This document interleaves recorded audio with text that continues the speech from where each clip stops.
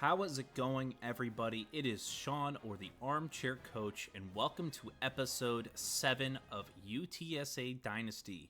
We are on the road to the end of the season here. As you can see, we are currently ranked 16th in the entire country based on our performance so far this year.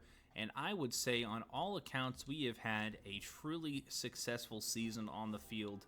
Aside from these two games here against Texas and Memphis, both of which are ranked and both of which are having decent seasons on their own, we have had a truly great product on the field. We've beaten two of our last three opponents with them being shut out, and we've outscored the last three opponents by a margin of 88-20. So offense producing, defense is playing dominant football. So these last four games on our schedule and then potentially conference and bowl play await us. So my goal for this episode is to make sure our recruiting updates are fairly brief and we spend plenty of time in the games so the episode isn't too long. So I will update you if there's anything significant in recruiting. Otherwise, the next time we will get together is at the start of this North Texas game. Okay, inside the Alamo Dome now. Big game for us. We've got to finish out the season strong. We can't rest on our laurels here. We've had a strong last couple weeks here, but things can change at a moment's notice. And I thought we had a chance to really be competitive against Memphis and maybe even be better than them on paper, but we ended up falling pretty well short in that game as the Texas Mean Green are going to come out here in these nice alternates that I found for them. But there was nothing significant in recruiting that we needed to update. We upped the hours on a few guys that are coming to visit this week, so we definitely want to put up a good performance with recruits in attendance. We only have a couple more of these visit weeks left, so we got to make the most of them. So we'll jump here into the moments. What do we have for the North Texas Mean Green? We do find ourselves with a big first down drive here. We're not on like the 5-yard line for once, as we'll hand off to Deuce Lawrence and pick up 3 here on the first play for us from scrimmage. So a couple games left to go here in the season. I think our biggest challenges as far as opponents are behind us. Texas and Memphis were definitely the scariest two opponents on our schedule, but that doesn't mean we can rest easy here. The American Conference is as close to one of those top conferences as you can get without it being one. You know, for a group of 6 school or a group of 6 conference, they're definitely the premier one, as we hit a big chunk from Deuce Lawrence on that carry. So we can't take any opponent lightly here. I mean, we've seen multiple times, especially in our first season, where we thought we would be more successful than we were, and it ended up costing us heavily in the game, as we are just ripping off huge chunks on the ground. Haven't needed to rely too much on the passing game so far this drive, but we will go ahead and take a passing attempt this time. We'll drop back with Stevens, or not Stevens here. We'll drop back with Hand, and oh my God, James Madison got clobbered on that play. But he does hang on through the contact here, and we will find ourselves in a second down. I always forget that that play requires James Hand to roll out, and I just don't want him to do that to his opposite side, as we'll hand off to Dugar Jr. instead, who gives us 6 yards and a 2nd and 4. First down, or first quarter winding down very quickly here, as we'll hand off to Deuce Lawrence, who cuts and scores. We've got our own little LaShawn McCoy on this roster, I'm telling you what, as we find ourselves now with a 3rd and 10 opportunity here in North Texas territory. Got to pick up the first down. Mekhi Anderson in the slot there. He's got plenty of speed. Do we give him an opportunity? It was the right idea, wrong execution, as I throw an absolute duck into coverage. Man, I'm telling you, there is just not much down the field as far as passing, as they're going to go for it here on 4th and inches on their own half. They're going to hand it off to the running back, who's wearing 48. That's an abhorrent running back number. Not as bad as 93 that we saw in the Chris Hickok experience there, but definitely not the best. I mean, I've definitely seen some tough running backs wearing 40s numbers. Like, I mean, John Riggins wearing 44, as well as Cam Scadaboo. I think both of them really suit that 40s number very well. Slightly deep cut, I guess. No, I guess Alfred Morris wouldn't be a deep cut. He's not ball knowledge quite yet. What might be ball knowledge for you is a guy like Ryan Terrain, a guy who played for the Commanders for a hot minute way back when, and was kind of, once again, that big bruiser running back type. He definitely made the number 46 look pretty decent. But anyway, we find ourselves 4th and 2 now. And they break through there with their defense and stop us. So they'll get the ball back here.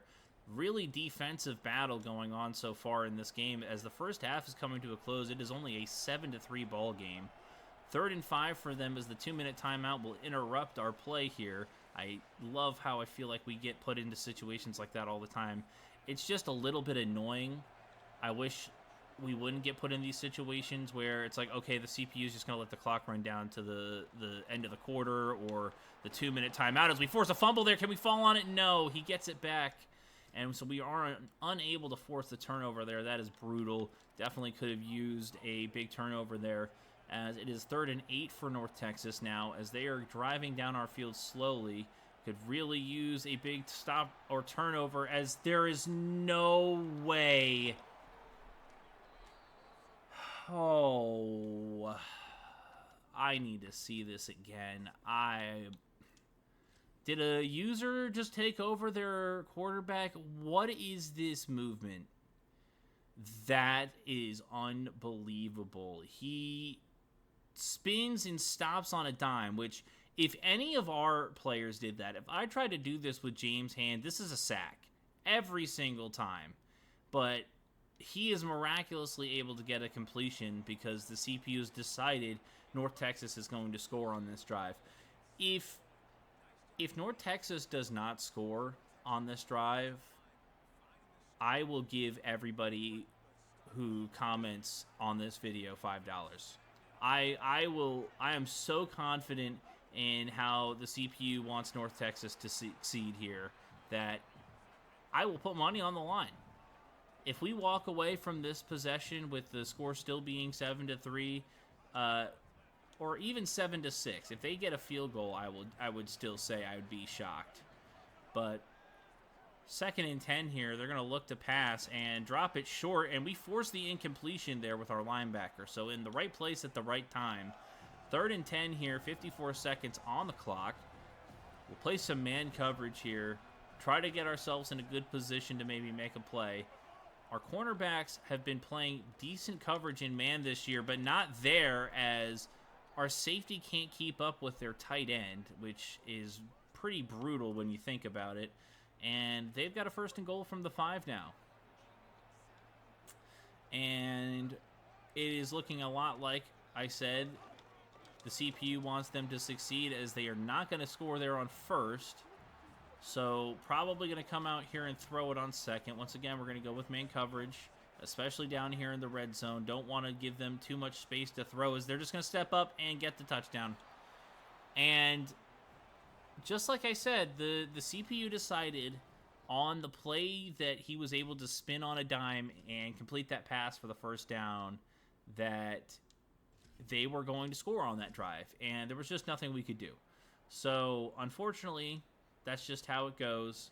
10-7 ball game now, as North Texas seems to be giving us some trouble here, which is not a good thing, as he's going to look to pass, step up, get stuck on his lineman, and get sacked.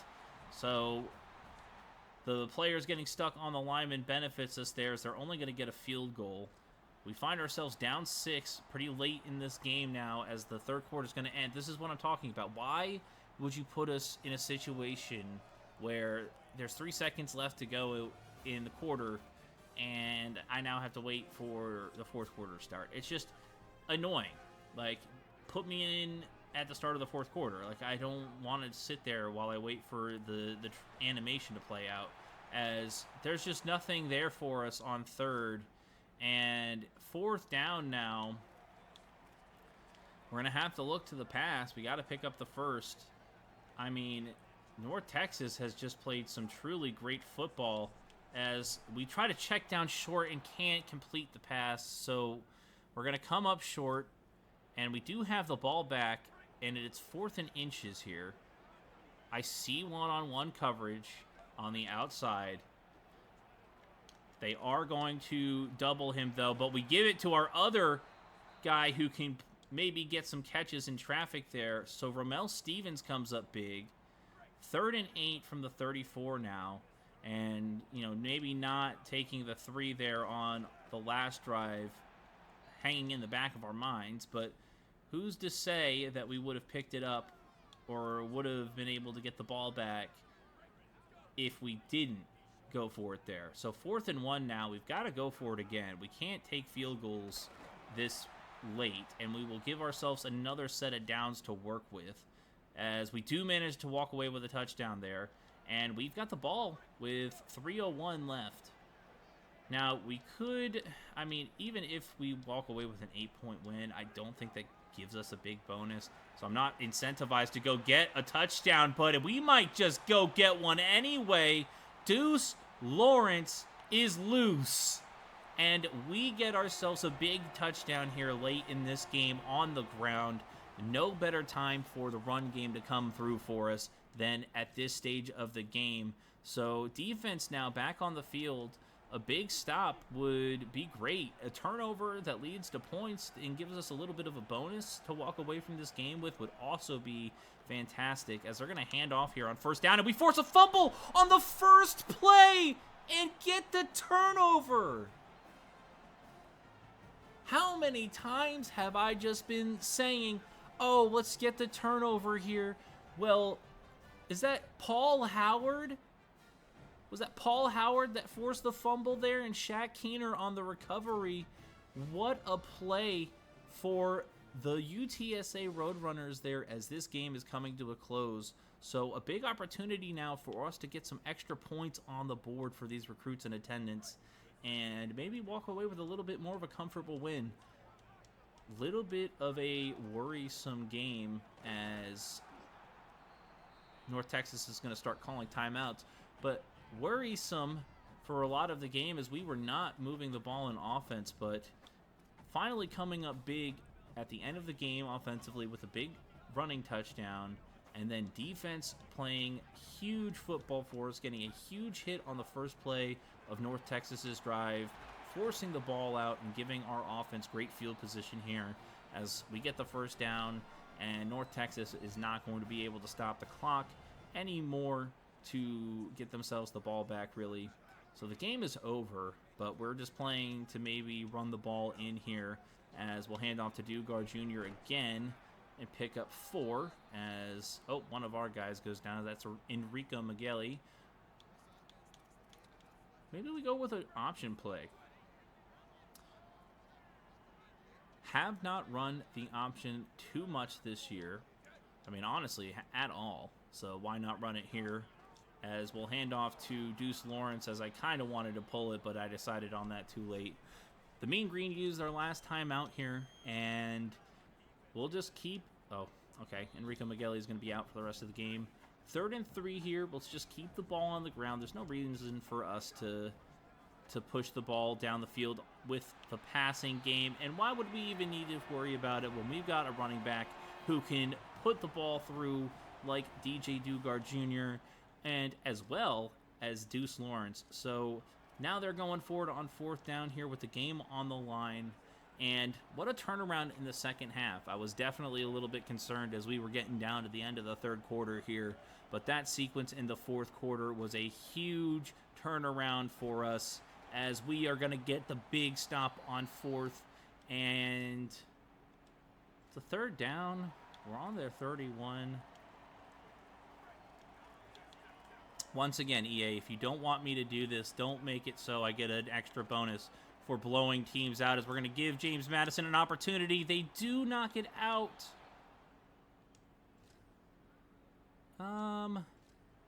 We're up by 15. Oh, so if we kick the field goal here, we do still get the bonus. So we'll go for the field goal.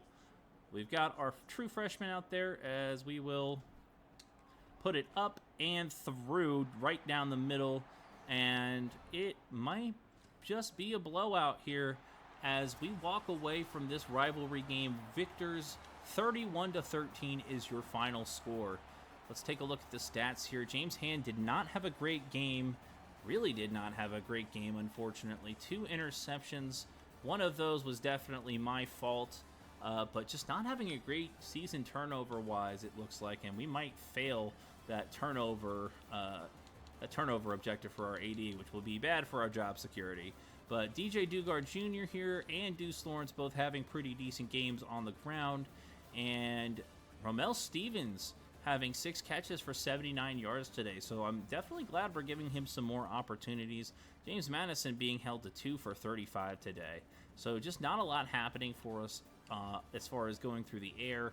But defensively, it looks like we had a little bit more success rushing the passer as we get quite a few sacks. And we do force an interception by Paul Howard, who also forced, or did he not? Was it Shaq Keener that forced that fumble? Was it Shaq Keener? I guess it was Shaq Keener. They highlighted him in the play. Maybe Paul Howard recovered it? Yeah, Paul Howard recovered the fumble, but Shaq Keener with a huge hit there down the line, forcing a fumble. We forced 3 of them today, but unreal performance from us down the line there, and we walk away from this game with a win. It was a little bit in doubt there for a while, but we do have another victory in our belt. So we will move on to next week now, and I will update you if there's anything of interest.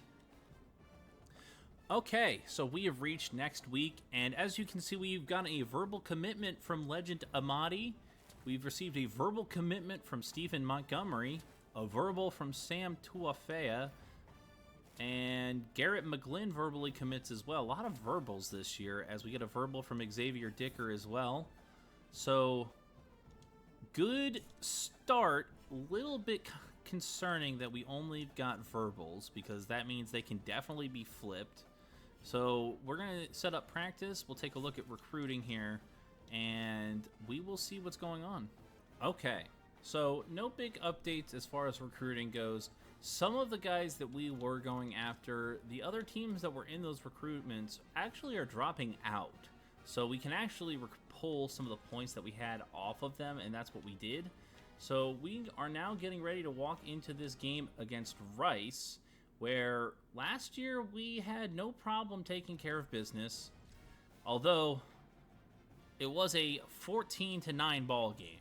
So defensive matchup last year. I definitely hope my offense can put up some more points this year, although last game was a little bit of a struggle for us offensively, so we'll see what kind of product we have today. We walk in here to this Week 11, I believe, matchup against Rice. And at this point in the season, we are just hoping to finish out with 2 wins or 3 wins and give ourselves the best possible chance to play for a conference title. I think we have it in us to make it there. We just have to continue to put up a good performance on the field. Now, our offense has been performing at a mixed standard. I would say we were performing at a super high standard up until last game, where we just kind of had a big dip in performance. So we'll jump here into the moments. Let's see what we've got for them today. We're in the red zone already. That's a good sign. So starting from the 13, we're a little bit cold because we're away from home, as we'll hand off to Deuce Lawrence, and our guard misses the block there. That could have been a big run, but we'll settle for 4 here as we'll go for 2nd down. Will anybody get open? I see Romel Stevens. Oh, I did not see the linebacker. Oh, no, dude.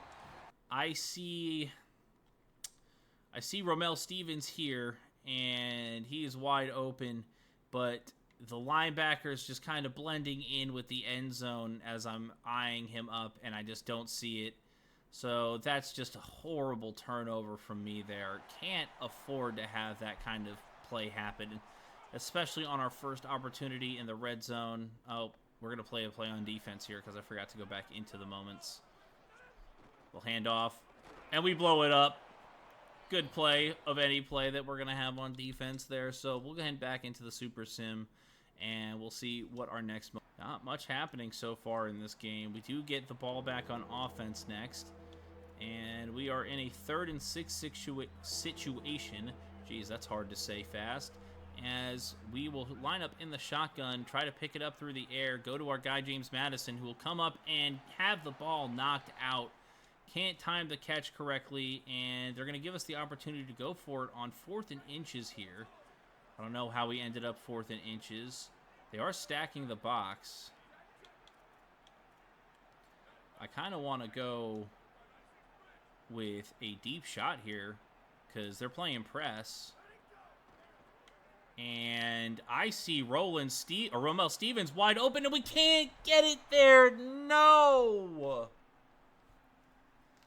Oh, how many times have we had a big opportunity like that for a big pass this year? I can count on maybe like one hand, and we missed that one.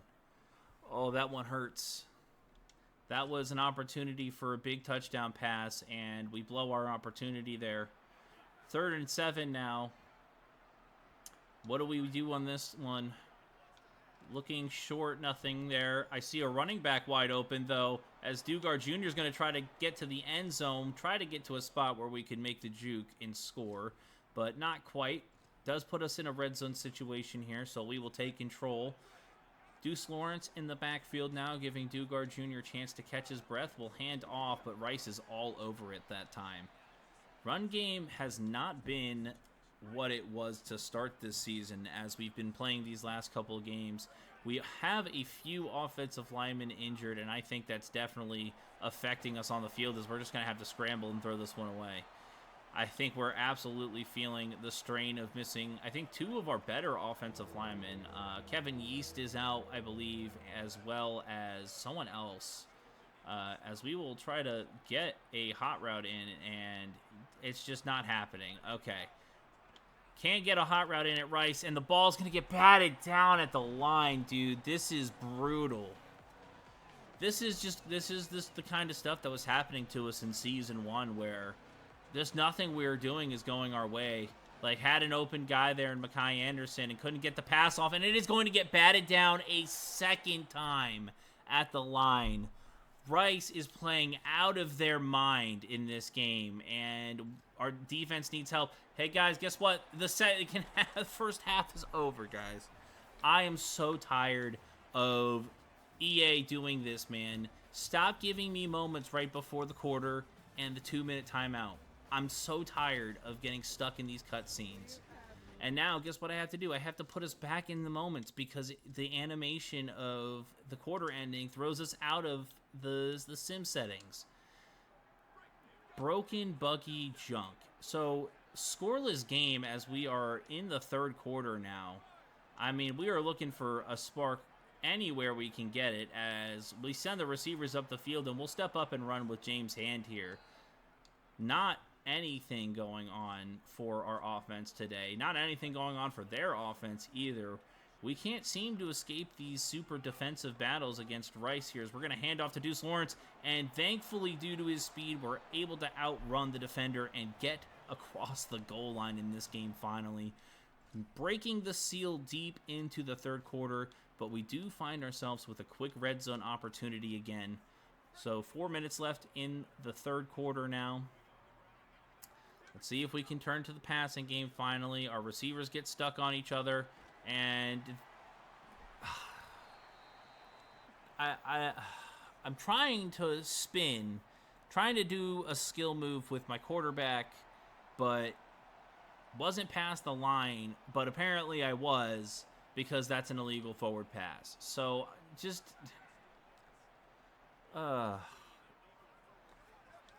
this game is something as we're going to give Romel Stevens an opportunity. Makes the timing, but just ball not there.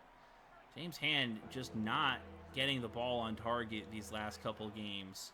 Struggled with that in, oh my God, this is a hell game. So this is something me and my one, I don't have many friends in my friend group that are actually like big sports guys. I have a great group of gamer friends. They are some of the most solid people I have ever met in my life. I'm very fortunate to have them, but about 99% of them know nothing about sports. Just have no interest in like any sports. Like, and it's crazy. We're all guys. Like I don't have any like female friends, but all of my guy friends just aren't into sports except for one. And me and him both enjoy these games.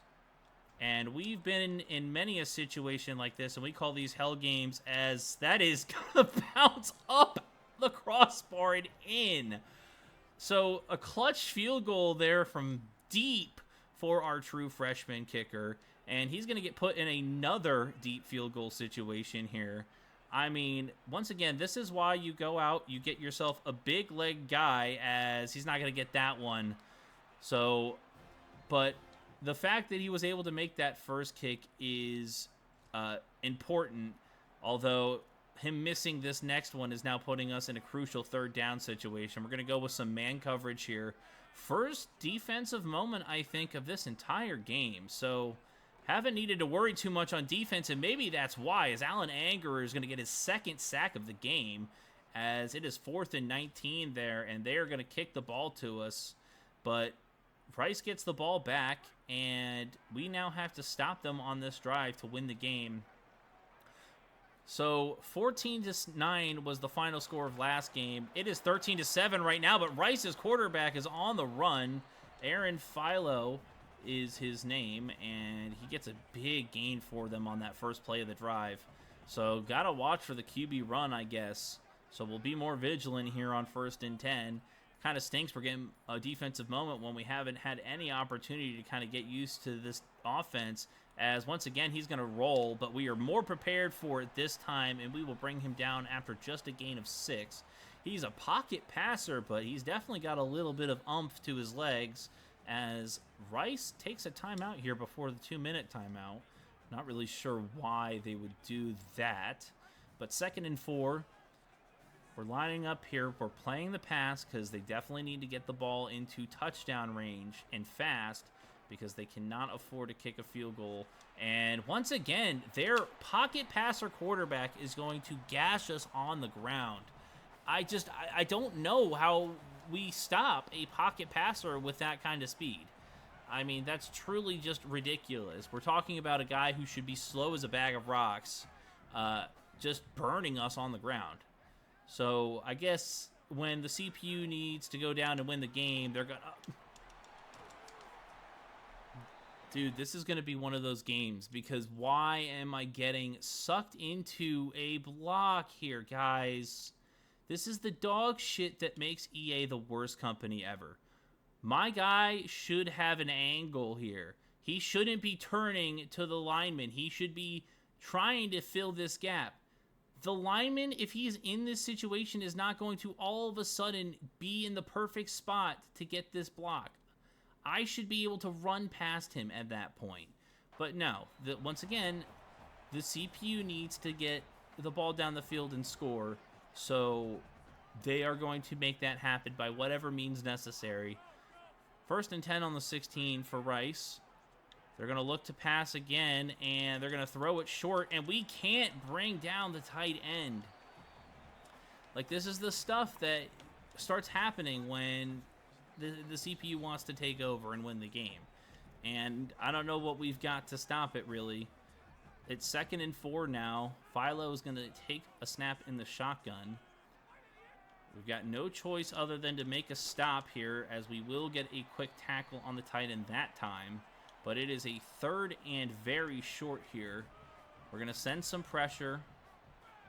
Clock under a minute now. And can we make something happen? We can't get the pick. I didn't think we were in position to play for an interception, so I just went for the deflection. Maybe I regret that now, but they're definitely going to try to pass the ball here, it looks like. We're going to try to play some man coverage. I'm going to get underneath the drag, but they're going to complete it to the running back. Touchdown, Rice. Oh, no. So, 44 seconds on the clock now. We need to get down the field and into scoring position immediately. So what do we do first? Let's go give James Madison his first catch in this clutch situation. And already we are in position to win this game.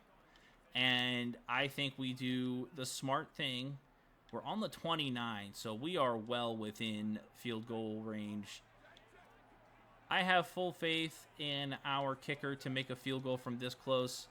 The field goals that he's made and missed from this game are 50 plus, so I think with an opportunity that is not that long, he will be able to do just fine.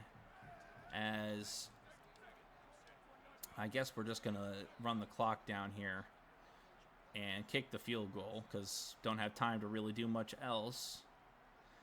So yet again, we are going to have to rely on our kicker's leg to give us a win here for the second straight week. I hate that we've put our true freshman kicker in these situations twice, but I think he's got the guts to do this. Snap down, kick up, and we beat Rice. So once again, this game was about as tight as you could possibly imagine. We just barely managed to squeak away here victors, but a win is a win.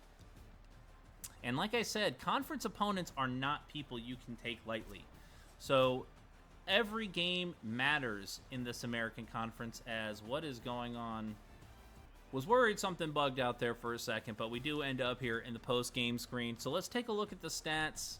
I'm expecting we're not going to see anything particularly positive. I mean, once again, under 50% completion percentage, but 230 yards and yet another interception.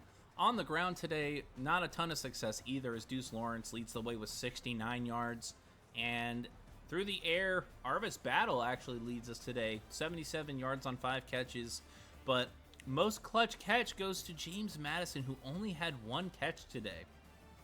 I thought he had only gotten 1 catch in like that second half, that clutch second half for us, but it actually turns out that that was his first catch of the entire game. I can't believe it. But another win in our belt now as we walk down to these 2 final games of the season. So we will sim to next week, and we will reconvene soon. Okay. We have reached next week, and we can see that we received a hard commitment from Sam Tuafea. We have a hard commitment from Garrett McGlynn. We have a hard commitment from Jimmy McCarthy. Okay, so we are in the recruiting screen here, and as you can see, we do have some devastating news. So Tyrone Freeland here that we were hoping we could have a chance at is getting an offer from Auburn, and that's a 5-star pipeline.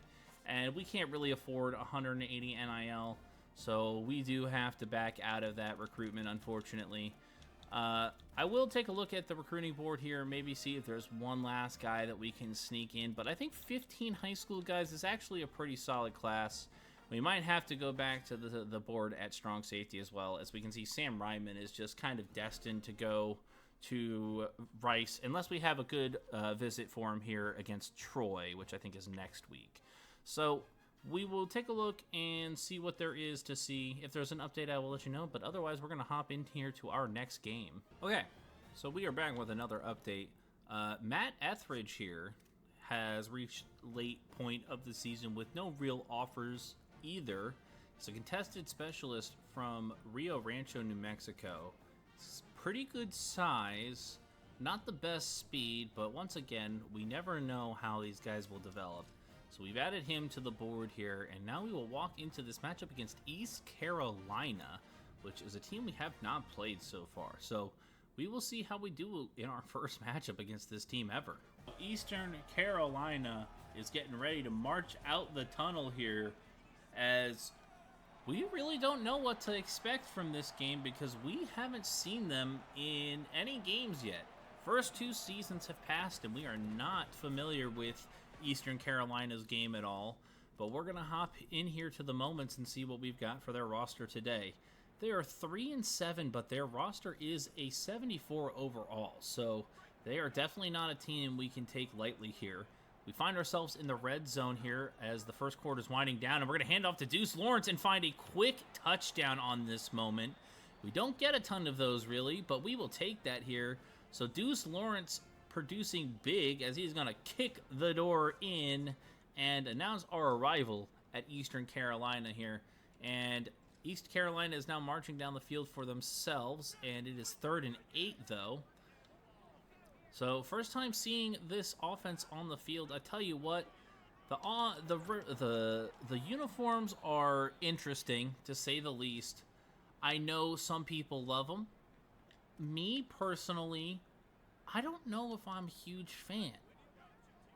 And I think it might just be the purple and yellow. I might just not be a huge fan of the color aesthetic there. But I feel like, I mean, geez, dude, how's your tight end cutting like that? Or unless that's a receiver, but holy cow, he's got some big size to be cutting like that. But, you know, the purple and yellow, it just clashes for me. I don't know. I mean, LSU does it nice, but the modern retro, I definitely dig a good modern retro uniform. I just don't know if Eastern Carolina's is that. It's just a little bit basic, and it just, honestly, it feels like they're just an old school that hasn't updated their uniforms in forever. At least as I'm playing them on the field, as their quarterback literally has until next season to throw the ball. He steps up and runs, and we do manage to stop him short of the goal line, as we will see the 2-minute timeout come and pass. Holy cow, guys. Can we maybe get some pressure into the backfield so that doesn't happen on this play? As they're going to hand off, and Thurman Sharp responds to my request there, as it is 4th and goal from the 2, and they're going to kick the field goal. Don't come across many teams that are willing to kick a field goal from this close, being down 7, but East Carolina will take the 3 here, and we are up by 4 early on in this game. And we will now get the offensive reins, as it is a 2-minute drill. 1:13 on the clock. Not necessarily in a hurry. I think getting away from this drive with 3, I think, would be a big win. But we will rip off a huge chunk with Deuce Lawrence to start the drive. And on 2nd down, I mean, this formation is just not conducive to being able to take a shot, I think. And once again, we're going to have to step up with nowhere to go in the passing game. And what can we do? I think we can audible our set here. And maybe now we try to take a shot. I think James Madison will have one-on-one down the field, and he sure does. And they do manage to get a hand on it, unfortunately. So 35 seconds to go here. Let's see if we can pick the first down up.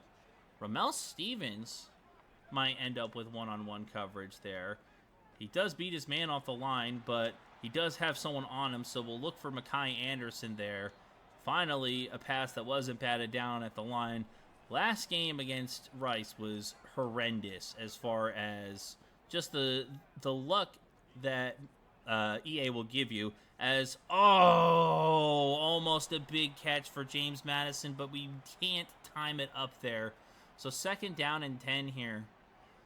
Still not in field goal range yet, so definitely have to be looking to get the ball downfield, and can't get the ball to a running back on the run there. The speed of the bar when the pass is short is definitely crazy. As we'll step up and run here. Let's call a timeout. We've got 9 seconds left here. ECU's playing for... Oh, we're in field goal range. I didn't expect that. So I guess we'll just take the field goal here. Holy cow, the bar is moving like crazy. Can we time this up? Let's see.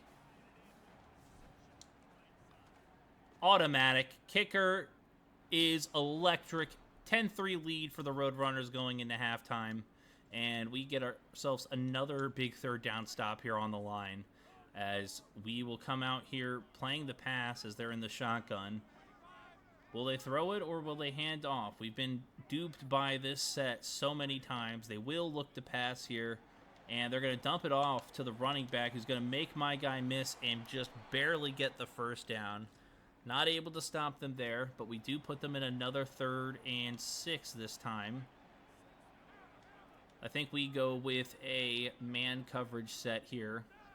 Man coverage has done us so many benefits this year, so why not run it here as they run the RPO and we get jammed up with the blocks and they pick up another first down, and we're probably going to be helping our defense out in the red zone now. So 1st and 10 for them from the 19. In the shotgun. They've been moving the ball pretty effectively, passing the ball. So looking to pass it again here as the tight end is open and he breaks a tackle. Touchdown, ECU. I mean, you can't do much about that. We got to get into their backfield here. So looks like they're punting it here on 4th. It says they're going for it, but I doubt it. Like 9 times out of 10, this has just been nothing, as we're going to let this go across the goal line, and we will see if our offense does anything here. 3rd and 8, and we get the reins. Oh, man. I mean, it's about time James Madison can make a play, right? As we can't time to catch up again, I felt like that was right in the window. So 4th and 8. I guess I was just a tad early on the catch there. That's frustrating. My performance holding us back is definitely not the move here, as our field goals kind of get blocked. Guys, come on. Why is EA, like, giving me the fist right now, dude? What are we talking about? 3rd and 7 now for ECU. I mean, what is our offense doing in this game? I mean, the last, like, 3 games, all of the games in this video, they have been junk on offense as ECU. There is no way. Guys, there is no shot that we are witnessing this happen. You ever witness someone get just railroaded in real time? You're watching EA tell me that it's time for this team to lose, and it's just ridiculous, the stuff that they're giving to ECU. You're telling me their tight end was able to stumble back for 5 yards right there and score? Come on. Let's be so for real, guys. Whatever. So 2nd and goal here for ECU. Definitely need to think about a turnover, but we will take a sack there from Taiwan Cox from the safety position, as it is 3rd and goal for the Pirates. Or are they the Buccaneers? I think they're the Buccaneers. But we need to make a stop at the very least. A turnover is the ideal situation. What do we have on 3rd down? Oh my God, I just watched one of our linebackers get demolished. Touchdown for ECU now, and they get another touchdown. Wow. We are looking at getting stunned here in this game by the Eastern Carolina Buccaneers. Like I said, you can't take any team in the American Conference lightly, and they came out here and showed us that today. Once again, a 3rd down now. 3 minutes and 57 seconds in the game. We're not out of it, but we're certainly down, as we're going to snap the ball. Need to find a big play from one of our outside guys, as Romel Stevens lays out for it. Touchdown, Roadrunners. So that's a big play. Needed a couple more of those earlier in this game, perhaps, but so we are being given a punt return opportunity. That's like a first.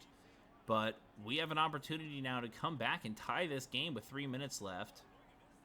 As, I mean, this ball is just going to bounce across the goal line again, and we're going to start from the 20. And 2 minutes, 59 seconds on the clock. Offense has struggled, it would seem, for a majority of the game. But with critical time left on the clock, we have a chance to go down there and win this game. As I guess because we didn't take the punt return there, it didn't count the moment as being finished. Whatever. 2nd and 1 now for us, and we're going to hand off to DJ Dugar Jr. again. Keep the chains moving. We definitely need chunks of yardage. We didn't need to rush it then, but we do need to start picking up the pace now. So from the 32, we're going to look to throw. And are we going to get a pass interference call there? I sure hope so. I'm so sick of seeing my guys get stuck on defenders and we don't get the call. But we do get the call there, as we will accept that and absolutely take some free yardage towards our goal here. 1st and 10 now. And Parker Fulgham there is out on the outside on this play. We're going to drop it short, and Mekhi Anderson can't catch the ball. I didn't even get a window popping up for us to time a catch there, so I don't know what happened exactly. We're going to step up, try to throw, and Mekhi Anderson can't hang on in the contact. I keep coming up right on the border of where it needs to be timed, and that is incredibly frustrating. And James Madison can't time that one now. 4th and 10. And we've got to go down and go for it here. And looking, finding, no, he can't hang on, and this game is over. I mean, we're going to get the ball back with 33 seconds on the clock. They're definitely going to be playing the deep pass, and more likely than not, as we're going to get sacked on 1st down. I mean, what are we doing? What the fuck happened to this team between last video and this video that we have forgotten how to play football in these key games, as that one's also dropped. 1 second on the clock here. The game is over. I mean, this is just embarrassing. We can't be serious. This is the performance we put up against a team that is 3-7. So we lose in embarrassing fashion to Eastern Carolina, who's 1-6 in conference. Guess who their fucking one win is going to be against? It's us. Fucking unbelievable, guys. I mean, let's be embarrassed by how our team played this game. 14 of 40 through the air. I am fucking abhorrently upset with how bad this team has played through the air in these last 3 games. What the fuck are we doing? Nothing going on the ground either. I mean, we are just pissing our pants in these games. I mean, there's just nothing positive to say about the performance we put up. We maybe had 1 or 2 good plays in that game that I can think of, and the rest of that was just absolutely shit. So I'm a little bit upset with the performance of our team in that game. We're going to walk into the last game of the season now needing to bounce back, and in an important game against Temple where we'll have recruits in attendance. So we will see what kind of updates we've got in recruiting here. Hopefully we are closing out some more recruitments, finding some hard commits here, as we do see a hard commit from Legend Amati, a hard commit from Stephen Montgomery, and as far as everyone else, we do have a visit from Sam Ryman this week. It does say we're locked down on him, so I'll have to see what's going on there. So I will update you when we have a look at recruiting. No big updates as far as recruiting is concerned. Still waiting to finish out a couple of those journeys, but we will now walk into this game against Temple and see if this team can bounce back after a pretty poor performance. Final game of the regular season here, and we need to finish out strong here, because I don't know at this point if we are in position to play for a conference title or not. As you can see, Temple is also 5-2 in conference, so definitely a tight looking conference race here. So a win is crucial. We will see what kind of team shows up here today. Not happy with how we played last game, obviously, but game to game, everything changes, obviously. So it is 3rd and 9 now, as we will step into our first offensive moment or defensive moment. And what will Temple have for us today? They're going to let the clock run down here a little bit and finally snap it as our quarterback's going to roll and try to step up. But we're going to get there with Archie Chambers and make a huge stop. So they will kick the field goal here, and we are going to be in the red zone here. A 2nd and 4. We're going to hand the ball off to Deuce Lawrence. Let him take an opportunity here as nothing's going on that time. We'll look to throw the ball maybe here on 2nd. Not finding any real success the last couple games through the air. Is that going to change today? That's the real question we need to be asking ourselves throughout this game. And, I mean, honestly, another question we need to ask ourselves is what will it take for our offense to succeed through the air? I know that at Heisman difficulty, a lot of people have had complaints about how difficult it is to throw the ball down the field, and I can absolutely agree with that sentiment. It is abhorrently tough to throw the ball down the field. I mean, okay, we get stuffed there on 3 downs trying to run the ball in. So we will try to throw for it on 4th, and I guarantee you get set immediately. Couldn't speak properly because I had to deal with the pressure, but we do manage to drop it off from Romel Stevens for a touchdown. But as I was saying, you know, I can absolutely agree. It is so difficult to find a receiver down the field. I feel like there are definitely matchups that my guys should be finding space more often. Like James Madison, who is definitely a higher quality receiver, even for American Conference standards, should be finding a lot of separation against most cornerbacks. But it feels like nobody is finding any separation, unless they're on the CPU team, of course. So as we play some man defense here and force them to make a bad pass, but they will get another field goal. We find ourselves back in the red zone ourselves. But I'm not asking for them to make Heisman less challenging. I actually feel like the challenge level at Heisman isn't too awful, especially here in playing the moments, but they definitely need to do something about kind of defenders running routes for your receivers, having no time to or nowhere to go with the ball like 90% of the time. I mean, that's just not necessarily how things work. And I think, you know, there's a balance that can be struck here as we're going to find Mekhi Anderson maybe. No, they bat it down at the last second. 4th and 14 will kick the field goal. But I think they can definitely reduce the amount that defenders are kind of like reading routes for your offense and running them before your receivers run them and still making it challenging. But will EA do that? That is, you know, the question we constantly ask ourselves, and I feel like we're constantly disappointed with the answers to. As it's 4th and inches here for Temple. They're going to run the option here. And do we stop them? No. AJ Tuitele makes a good play, but not in time there, as it is now going to be 3rd and 8 with 44 seconds to go here in the first half. And once again, our offense coming out here and struggling in this first half as their tight end is going to... How are your tight ends moving like prime running backs? I don't understand how tight ends are out here making these on a dime cuts.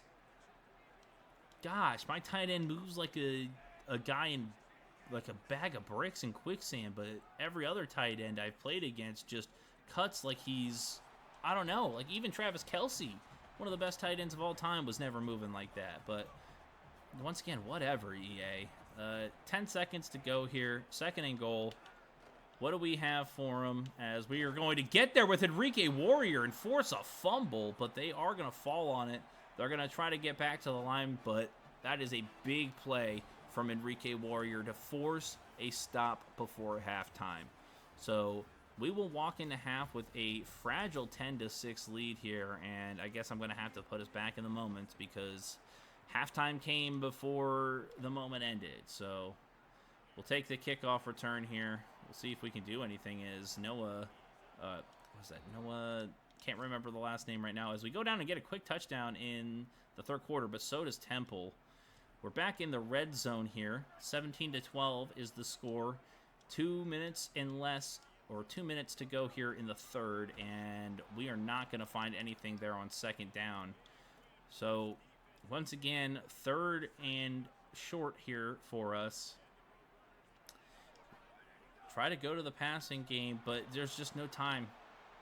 There's just no time to throw the ball, and we're going to have to kick the field goal. I don't know what's going on with our team, but this is not the squad we were seeing to start this season. We had no time to even look for a drag route there, as Temple's going to tie the game here.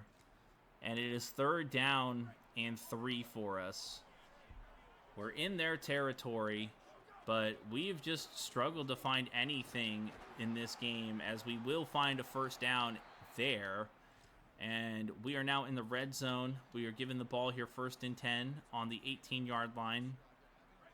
I mean, I don't know what to run, you know? I'm in a situation and like a state of mind where I'm a little bit scared to do anything, because it feels like every defense we're playing is just on top of anything I try to run. So we get the scramble there to get us in 2nd and inches. We'll hand off to Deuce Lawrence here. There was space, and it closed up quickly. So it is now 3rd and inches. And maybe we just turn to the RPO here. I don't want to take 3 here. I definitely do not want to do that. And we will throw out to Prince Hall here, who will get us inside the 5-yard line. So 2 touchdowns to an interception today from James Hand. So he's not playing horribly in the sim, but, I mean, we're definitely not scoring, as Temple is once again going to clamp us down there, not let us across the goal line.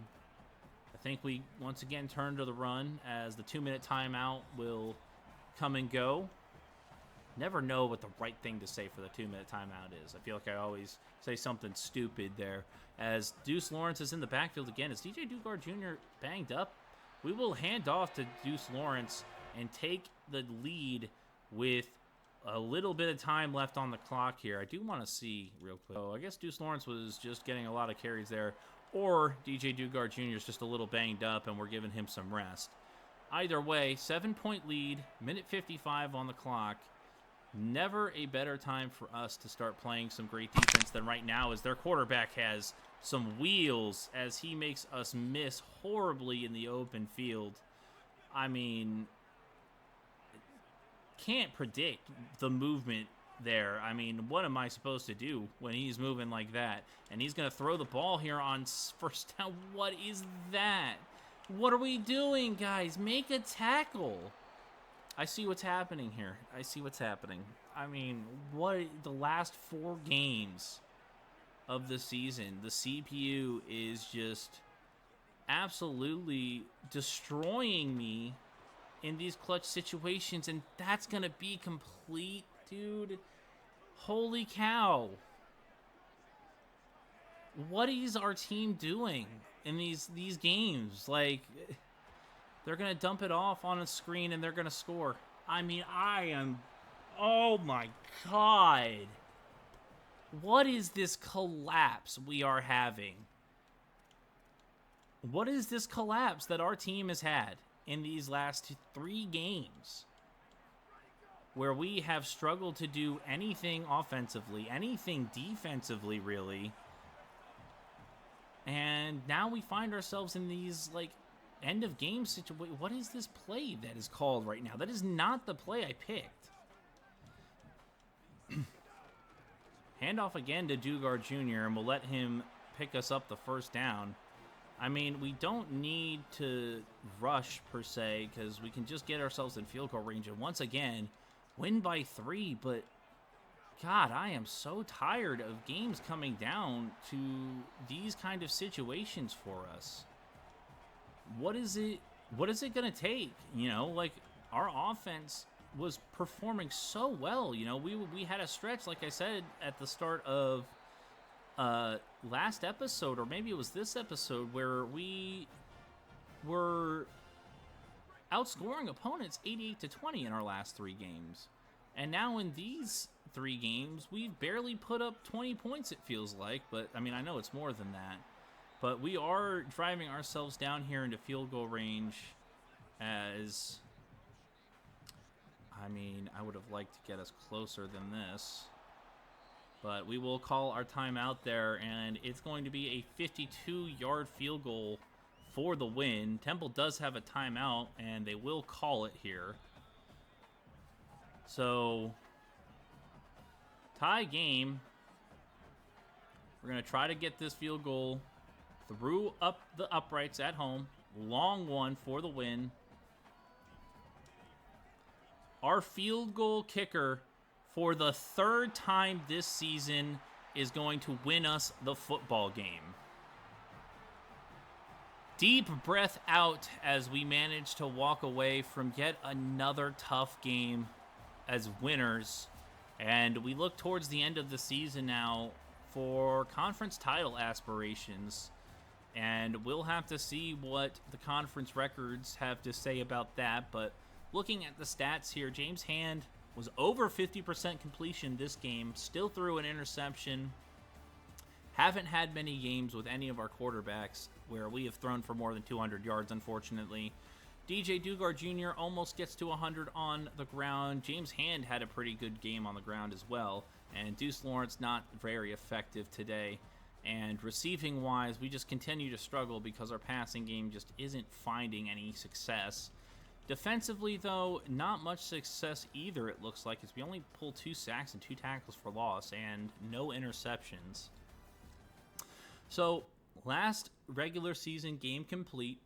We will now wait and see if we are playing for conference title hopes. I will reunite with you when we know what is happening.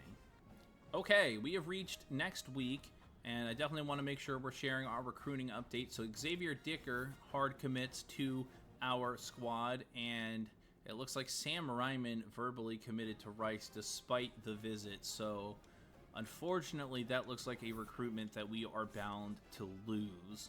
So I'm going to adjust recruiting for this week, and then I will check back in with you if there's anything else to share. Okay, so we are on Conference Championship week, and as you can see, we do fall just short again of Conference Championship play. Taking a look here at the conference standings. So looking at the conference standings, we are indeed on the outside looking in again. So that loss against Eastern Carolina hurts particularly hard. So another great season that'll just end up going to waste for us, unfortunately. We will see what bowl game we are playing in.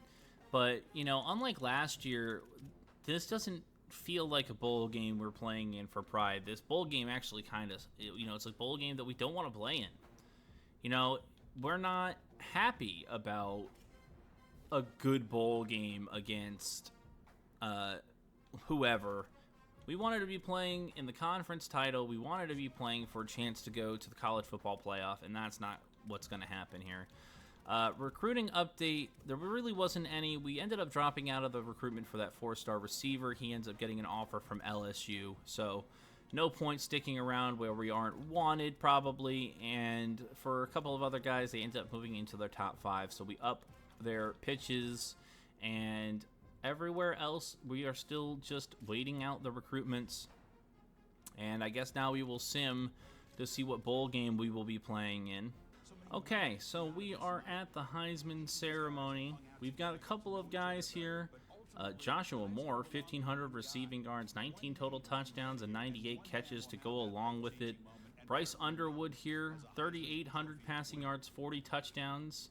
Pretty solid season from him. Last year's winner making another appearance. And who else is making an appearance here at the Heisman ceremony? We have Bird Ficklin, a quarterback from Utah, 2,800 passing yards and 32 touchdowns. Definitely not a favorite if you ask me. So who is going to walk away with the award? I feel like Bryce Underwood has a great shot to walk away with it, but before I started this part of the recording, you didn't get to see the first guy's stats, but he also has some pretty good stats. So who are we going to see walk away with the trophy this time? So it is Jonas Williams from USC. We saw his stats. He had over 4,000 yards passing and I believe 30 or 40 touchdowns. So his stats are also very deserving of the award. So who's it going to be? Wow, okay. So the wide receiver from Miami ends up winning the Heisman this year. I mean, he did have a pretty insane season. 1,500 receiving yards is not a general accomplishment for most people. So Joshua Moore, with almost 100 catches, 1,500 yards, and 20 touchdowns almost, is going to win the Heisman this season. It does not look like we end up winning any awards for our players, but we will look at the conference or all-conference, all-American teams here. But we are playing in the Gator Bowl. Oh boy, how exciting once again. So we will set practice up here, and then we will take a look at who in our team ends up making all-conference teams. I swear, we just hired a defensive coordinator. I just hired a defensive coordinator. Did he, like, take a job somewhere else? What is happening that our defensive coordinators just keep leaving us? Okay, so I guess I'm going to make an offer for a defensive coordinator, and then I will return to you once I have done that. We'll take a look here at our All-American or All-Conference guys. Do we have anybody that makes it to the All-Conference or All-American team this year? Not seeing anybody on the first team. Do we have anybody on the All-American second team? Not surprising. Do we have any freshmen that maybe sneak onto the All-American team? Not this time. Okay, so let's take a look at the conference team this year. Let's see, did anybody have a first-team all-conference performance? It does not look like it. That is unfortunate. But DJ Dugard Jr. does end up on the all-conference second team there. Thurman Sharp makes an appearance on the all-conference second as well. And then on the all-conference freshman team, we have quite a few appearances. We got Adrian Daly, Jake Stork, Eli Thorne, and Joshua Stick. So that's a great sign that a lot of our young offensive linemen are getting some recognition early. Alan Angerer, who had a pretty great season for us, gets himself some all-conference freshman honors. And Paul Howard also earns all-conference freshman honors. So pretty solid season as far as finally earning some recognition, at least for our young guys, which, you know, that's half the battle for our young guys to build our squad up. So definitely good news here as we head into next week, where we will have a Gator Bowl matchup here against Kentucky. So we'll set practice up, and okay, we need to send out another offer for a defensive coordinator. So we will walk into the Gator Bowl versus Kentucky. Disappointing for us to end up short of any real meaningful end-of-season football, but we're so close. We're on the precipice. I think last year we were ahead of schedule, and it kind of caught up to us this year. So I think with yet another year under our belt of development for the guys we've brought in, as well as another transfer portal cycle for us to bring in even more talent, we will be in good shape to finally make a statement next year. Now, we will have to evaluate our roster at the end of this season and see who wants more money, who wants to go, who wants to stay. And we had to hire a new defensive coordinator, and that was not cheap. So hopefully when we get to the end of season here, we're looking at a pretty big boost in coach points or dynasty points, so we can hopefully effectively utilize or effectively bring in what we need to bring in for our team. But Gator Bowl is now set to begin with our roster walking out to face this Kentucky Wildcats team. Definitely a more favorable matchup than, I don't know, Georgia that we had to play last year. We might actually stand a chance in this game, but let's hop in here and see what our team has got for this Wildcat squad in this bowl game. We find ourselves with a 3rd and 3 early on, and we're going to hand off, but Kentucky's all over that. Okay, it might be that kind of game where we do not have much going on offense. We are given a big first quarter drive here, so let's see what we can make of it. We're on the 26, so we'll hand off to DJ Dugard Jr. here, our all-conference guy. for the second year in a row. And we are now looking at a 2nd and 8 here. We will drop back to pass and step up because there's nothing open as always and take the scramble. I mean, it's super boring that we can't move the ball through the air because I like throwing the ball. People like watching people throw the ball, but we can't do that. But Deuce Lawrence with a big cut there gets us a huge chunk, put his foot in the ground and made that guy miss. So big 1st and 10 here. They're playing single high, so maybe we take a deep shot for Romel Stevens down the field, and he is going to pull it in for the touchdown. He gets the foot down, and that is a huge, huge touchdown to begin this game against Kentucky. Give me a replay of that one, please. What a play from the guy. I'm so glad we ended up giving him a shot there on the outside towards the end of the season. I don't think he's a senior. I really hope he's not, because I'd love for us to have another season to play some good football with him, as James Hand gets the ball out with a hand in his face and manages to put it right on the money for Romel Stevens, who barely gets the foot down, and we are up 7-0 early here. And as we are closing out this first quarter, we're going to let the clock run down as we finish the first quarter up 7-0 on this Kentucky Wildcat squad. So walking into the second quarter now, we will have a red zone opportunity here. Happily going to hand the ball off to our running back, Deuce Lawrence. Guy is just absolutely electric when we can get him some space. I think if we can develop an offensive line here, our offensive game will just explode, because we have the skill position players to make the most of a run game. Our offensive line is just not allowing them to make those plays. Good stop there from them to keep us short of the goal line, and we're going to hand off again and find nothing. So 2nd down here, do we maybe think about throwing up a quick one for one of our guys? Maybe we let James Madison do what he does best, go up and get a ball, but they are playing double coverage, so I didn't want to do that, and they will stop us short again. I'm getting a little bit tired of this getting stuffed business. We've run the QB sneak a couple times unsuccessfully in this dynasty. I think we'll give it another try here. Can we finally roll across the line? And it does not look like it. I could have sworn I timed that well, but 4th and goal here. I mean, last game of the season, there's no point to not be aggressive. Let's go up. Give James Madison one last opportunity to go up and get one. Can't time it. Oh my God. That poor man just took a fastball to the face at point blank range from James Madison.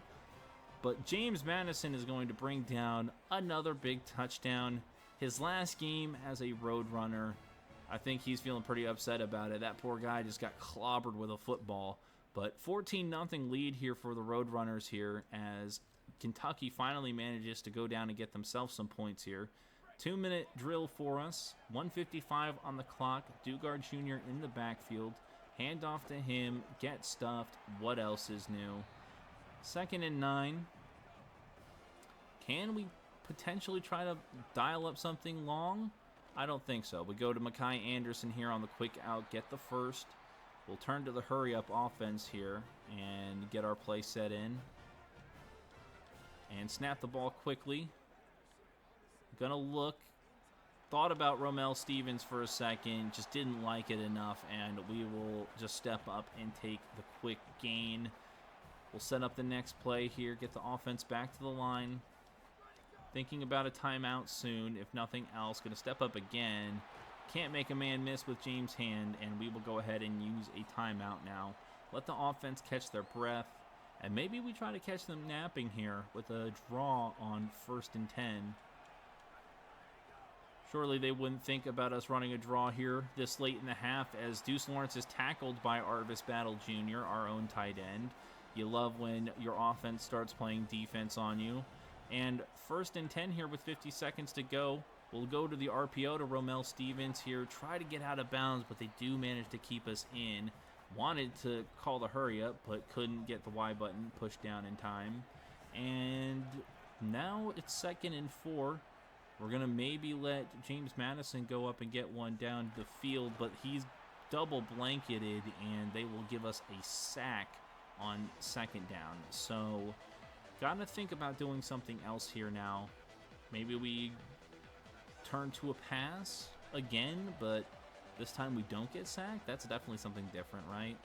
That's what I meant by something different. A pass, but this time it works, and we time it up, but the ball's just not in the right spot. So 4th and 8 here. 14 seconds to go in the half. We will kick the field goal. Deep one for our kicker, but he is beyond showing us at this point that he is more than capable of putting those through. So 17-7 lead here, and what a game. Honestly, kind of surprised that Kentucky has come out this flat against our squad.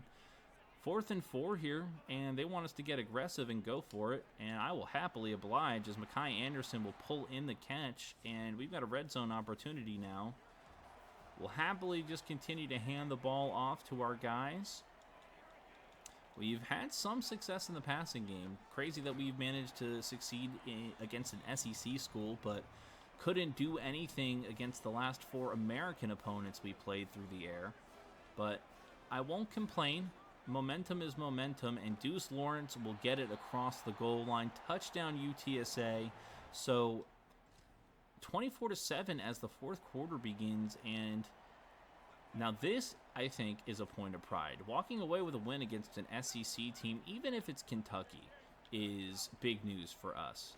I mean, if you had thought about this squad 2 years ago when we took this job, you're talking about a team that shouldn't have competed against anybody. Kentucky finally manages to go down there and get another touchdown as we are going to have the ball back. But now 2 years in the future, at the end of year 3, as we approach the off-season and our off-season stream, which you will be able to find at twitch.tv/thearmchaircoach, we can think about how next season our goal is the college football playoff. Can't believe I struggled saying that so hard.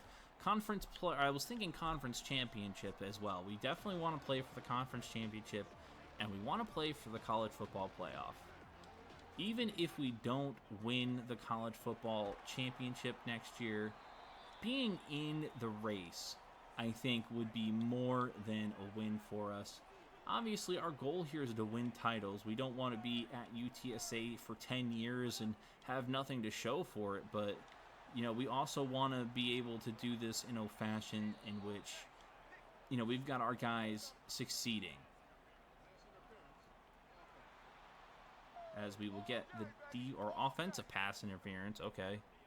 I don't know why we're calling offensive pass interference, but we obviously want to play for that conference title, but playing meaningful football and playing for a actual championship is what we will absolutely be striving for next year.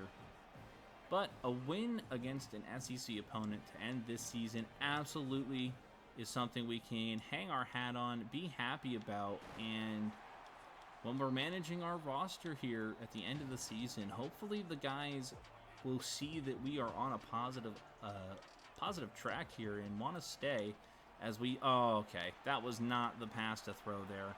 They cut off the drag route, and they do get the turnover, so they're going forward on 4th. Kentucky trying to drag themselves back into the game, perhaps, but we're going to put everything we have into making sure that doesn't happen. They're in the shotgun here, sending the running back out, obviously going to throw the ball. They're stepping up, and he's spinning, and he is short, so we get the ball back here. I mean, we're in the red zone. We don't need to take control of that here. Another 4th down moment for us. We'll step in on defense for sure. I don't need to control the offense anymore. We've done enough to win this game. And 2 minutes to go here as we are getting closer and closer to finishing the season 10-3. So 10-win season, even if the 10th win is coming after the regular season. At the end of the day, the thing that is the most disappointing, I think, was our loss to Eastern Kentucky. we can absolutely stomach a loss to Texas and even Memphis, who I think ended up playing for the conference championship. But I think losing a game to Eastern Carolina, who was a team we should have beaten with no problem, definitely harms us. But we will walk away from this season Gator Bowl champions. So hopefully we will be talking about all sorts of different champions here, as Denzel Gardner got hurt in that game. Uh-oh. We'll have to see what that's about here. But not Denzel Gardner, James Hand got hurt in this game, and Denzel Gardner ends up coming in and not doing much of anything. I mean, there's 9 of 11 for 100 yards, but an interception. Not a ton on the ground. Pretty even game from our running backs. Receiving-wise, Mekhi Anderson ends up leading the way with 74 yards. James Madison in his final game as a Roadrunner has 5 for 50 and a touchdown.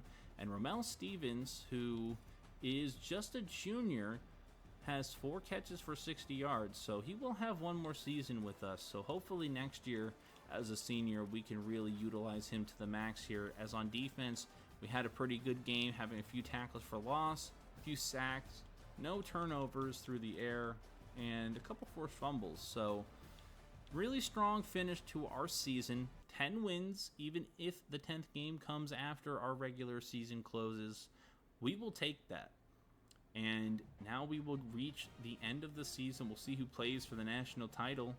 And we will prepare ourselves for trying to manage the NIL on our roster and keeping everybody around. I'm hoping, as we see our champion pop up, we will see what kind of NIL we are looking at. Will we return to our roster? We have to spend quite a bit to hire a defensive coordinator, unfortunately. Are we going to hire him? No, he's going to reject our offer. Are we so for real? This is ridiculous. Why is it so hard for us to hire a defensive coordinator? We've been going after... Oh, wow.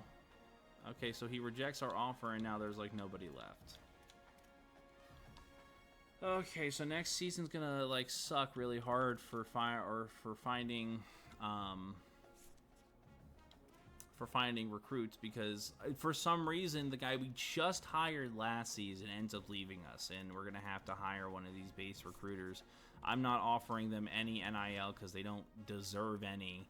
Like, what the fuck is happening? Like, are these guys, like, going somewhere else? Because I don't understand why we're signing these guys for 1 year and then they're leaving, if that's the case. So, it looks like we are waiting for, was it LSU Georgia? Is that the national title? Or was that a semifinal game that we were seeing there?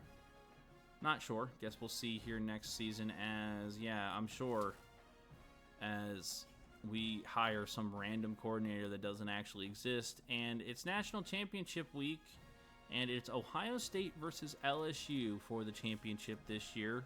And who is going to walk away with it? Not going to be us, that's for sure, as it is going to be the LSU Tigers that walk away. Oh, wow. Look at that number that we've got up there. 2,300 NIL budget? Oh my god, guys. Holy crap. We are going to have a lot to talk about when we get to the off-season video. I am excited now. That is insane to see. We'll definitely be able to afford to upgrade our facility, which is huge. We'll be able to pay off that coach or that AD expectation. But when we get together next, it'll be in the off-season stream. I definitely hope to see you there. Like I said, twitch.tv/thearmchaircoach, just like it is on YouTube. And we will see what we are doing with our roster for next year. If you did enjoy this season and this video, please leave a like, comment, and subscribe to our channel so we can continue to grow and reach more people and grow our community. And I will see you guys in the stream. If not, I will see you guys in the next video. Take care.